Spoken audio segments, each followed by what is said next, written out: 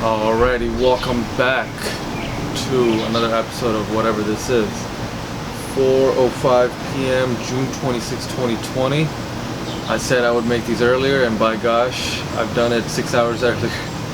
But still a victory, still nice. It's really hot out here. I want to be out in the sun, but the lighting is going to be kind of oversaturated. But anyways, this week has been ups and downs, but I think it's ended more up. I would say that because I've had a couple slips as far as what I want to be doing, and I realized that they're self-inflicted, and I realized that I put myself in a position to lose, or at the very least not win. It was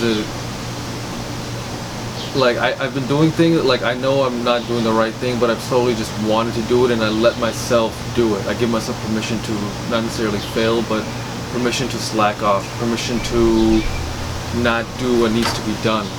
And I would say that's been a tricky thing for me, and it's a thing I haven't truly acknowledged, like saying it out loud like this, that yeah, I'm allowing myself to not be the best. In my journals, in my kind of these videos, in the ways I have an outlet for myself, I say I'm going to do better, be better, etc., etc. But when it comes down to it, I'm not doing what needs to be done.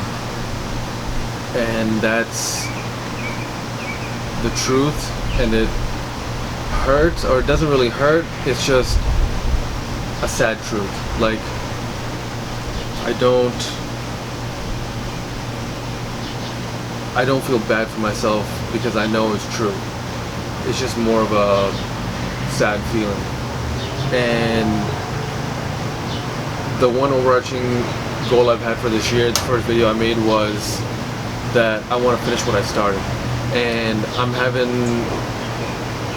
struggling right now in a lot of these things. These videos I keep doing because I find it's not that hard, and I want to do at least once a week minimum.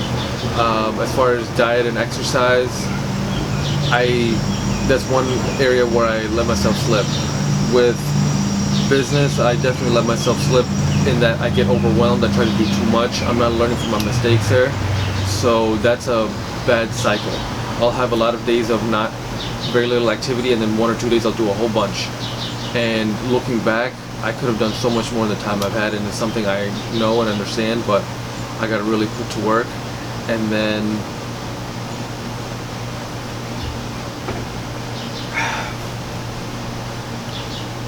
yeah, it is about doing what needs to get done when it needs to get done. And I can't keep allowing myself to fail. I can't keep putting myself in bad positions. I can't keep up with the bad habits. Like, things have to change because they have to change. Like, the way I'm operating and living right now is not enough because I'm extremely underperforming. And it's 100% my fault. And it's just as bad to feel it as it is to say it. And that's a big lesson.